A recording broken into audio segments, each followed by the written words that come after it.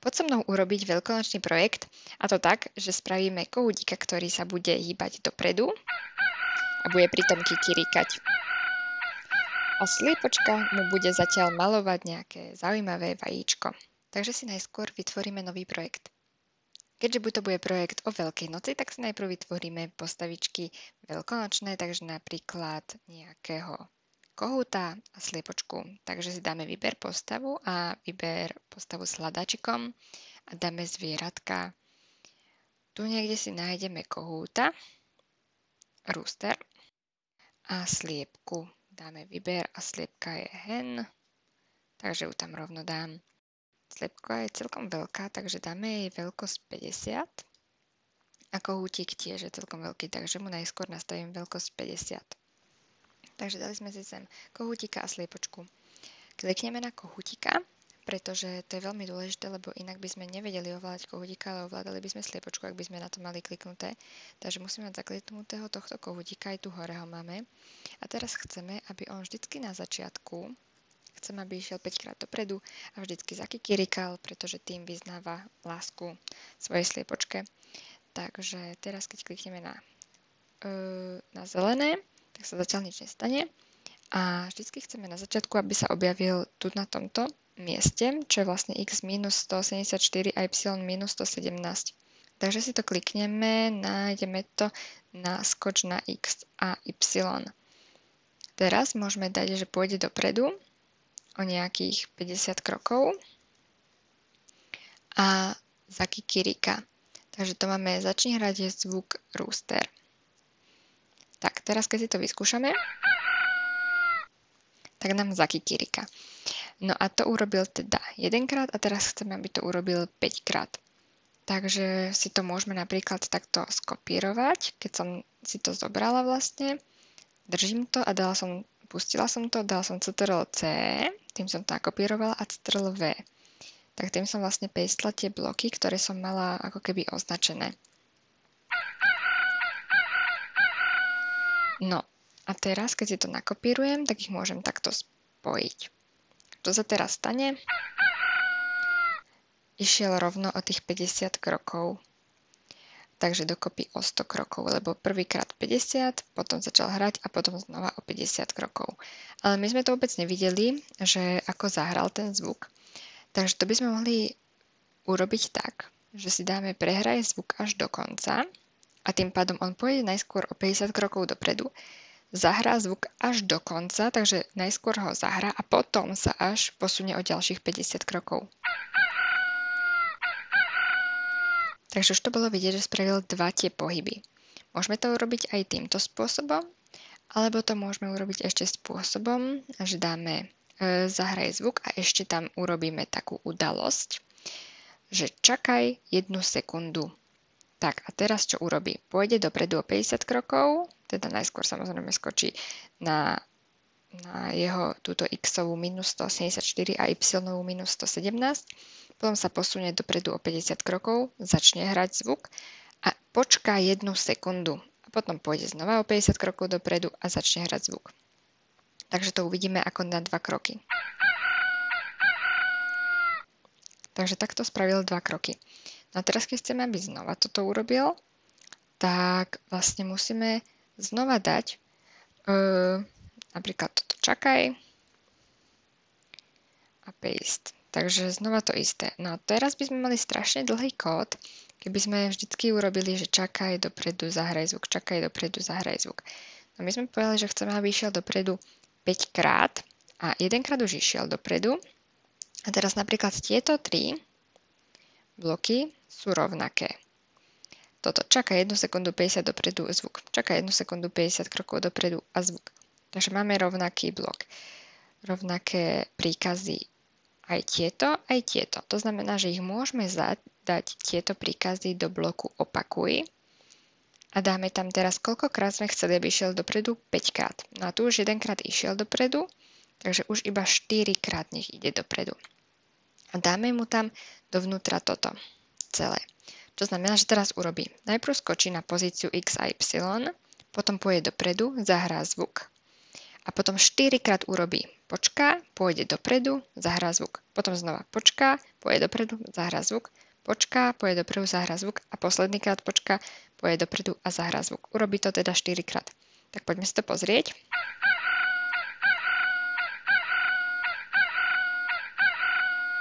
Takže dokopy sa nám 5-krát pohol a 5-krát zahral zvuk. Dobre, to bola tá jednoduchšia časť na opakovanie, takže takto sa dá využívať príkaz opakuj a aj čakaj, ak chceme vidieť vlastne postupne, ako vykonávať tie príkazy. Teraz, kým kohútik takto vlastne vyznáva lásku sliepočke, tak sliepočka mu chce nakresliť také veľkonočné vajíčko, ale nebude to vajíčko, bude to veľkonočný štvorec. To bude veľmi zaujímavé. Klikneme si na sliepočku, dáme si ju napríklad, neviem, sem do stredu približne, to je jedno, kde bude, a dáme jej udalosti, aby vždycky pri kliknutí na sa nám teleportovala na túto pozíciu, akú sme si vybrali. Čo sa teraz bude diať? Vytvoríme si pero, lebo chceme, aby sliepočka mu nakreslila to vajíčko, teda bude to štvorec pre jednoduchosť. A teda urobíme to tak, že si tuto klikneme na fialové, ako je pridanie nejakých špeciálnych blokov a klikneme si tu na pero. Toto je veľmi zaujímavé, takže zatiaľ, kým to budeme skúšať, tak si odpojím túto kohútika, aby nám nič nerobil, lebo sa budeme teraz sústrediť na sliepočku. Takže čo urobí sliepočka? Poďme si najskôr ukázať príkazy s perom. Takže máme tu pero zmaž, ale zatiaľ nič nie je nakreslené, takže zatiaľ nič nerobí. A tu máme takéto, že otiskni sa. Tak na to, keď klikneme, tak vlastne sa nám sliepočka otiskla. Takto napríklad sa nám otiskla, teraz ťažko povedať, ktorá je ktorá, ale keď dáme zmaž, tak sa nám vlastne zmaže všetko, čo ona nakreslila a ostane nám iba tá hlavná postava. Takže otisnice ale teraz nebudeme používať. Budeme používať zapnuté pero. Takže keď pero zapneme, keď na to kliknem, tak teraz sa automaticky zaplo a dám pohyb sliepočke, nech ide dopredu o 50. A takto začala kresliť. Dopredu o 50, do 50, do 50 a začne kresliť. A teraz, keď ju dáme skočná, tak ona vlastne stále je dole, kam som ju dala, kde bola naposledy a má stále zapnuté pero a vlastne som klikla na zelenú vlajku a skočila na pozíciu X13, Y25, ale má stále zapnuté pero. Takže nám spravila túto čiaru. To znamená, že vždycky, keď s ňou chceme pohybovať, ale mala predtým zapnuté pero, tak musíme pero vypnúť. Takže tu dáme pero vypni. Ukážeme si to, dáme sliepočku sem, vypneme pero a teraz kliknem na zelenú vlajku a už nič neurobila, lebo bolo pero vypnuté. Teraz to chcem zmazať, aby sme tu nemali žiadne cakance, takže dám to sem dopredu a vždycky pri kliknutí nám to zmaže všetko, čo nakreslila a skočí.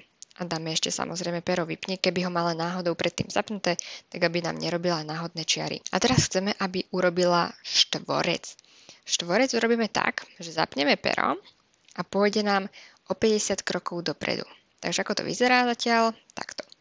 Keď chceme, aby ďalej pokračovala so štvorcom, tak sa musí otočiť buď dole alebo hore podľa toho, kde chceme ten štvorec urobiť. Tak ho urobíme dohora.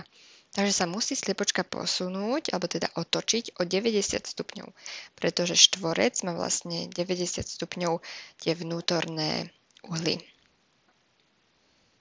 Takže klikneme na pohyb a nastavíme tam otočiť sa doľava o 90 stupňov. Ešte si to nebudeme spájať, takže skúsime, ako sa nám otočí. Tak, otočila sa nám o 90 stupňov. A teraz, keď budeme znova dopredu, keď pôjdeme, 50, tak nám ide hore a znova potom, čo chceme, aby urobila, otočila sa o 90 stupňov. A to už tu máme. A potom znova a znova a znova. A vlastne takto spravila štvorec.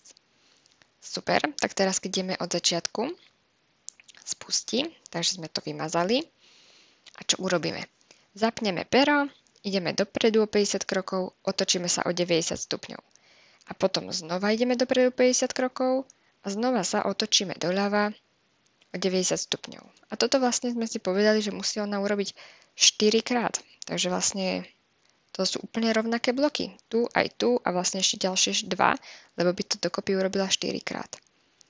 Nepotrebujeme 4 krát písať to isté. Nám stačí, aby sme mali 1 krát napísané a dáme opakuj. Takže vlastne teraz som spustila tento celý blok, alebo teda všetky tieto bloky, ktoré sú za sebou.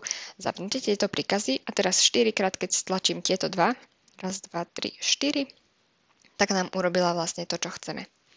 To znamená, že keď dáme ovládanie a napíšeme opakuj 4 krát a dáme dovnútra tento blok, tak nám sliepočka bude opakovať 4 krát a veľmi rýchle otočí sa strašne rýchlo.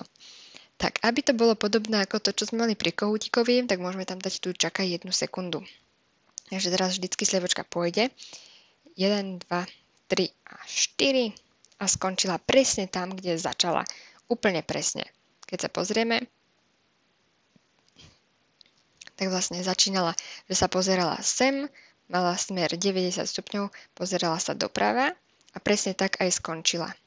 Takže keď ju zapneme, pozerá sa doprava na začiatku, ide hore, doľava a dole a pozerá sa doprava.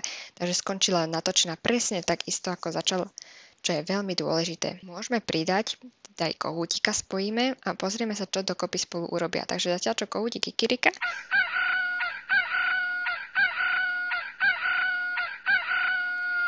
tak sliepočka zatiaľ robí veľkonočný štvorec. No a aby veľkonočný štvorec bol zaujímavejší, tak môžeme jej nastaviť farbu pera. Tak, napríklad a na náhodnú. To máme v operátoroch a dáme si náhodné číslo. Tak napíšeme tam napríklad náhodné číslo od 1 do 255. A uvidíme teraz, aké farby. Vybrala si modrú farbu. Ak chceme, aby vždycky každá čiarka bola iná, aby to vyzeralo tak zaujímavejšie ako veľkonočné vajíčko, veľkonočný štvorec, tak jej môžeme nastaviť, že vždycky, keď pôjde opakovať novú stranu, tak bude mať nové náhodné číslo si vyberie a podľa toho nastaví inú farbu pera. Tak, a to je koniec s veľkonočným projektom. Ak sa chceš ďalej dozvedať, ako tvoriť v Scratchi alebo aj na Robloxe, klikaj odoberať a vidíme sa ďalší krát. Ahojte!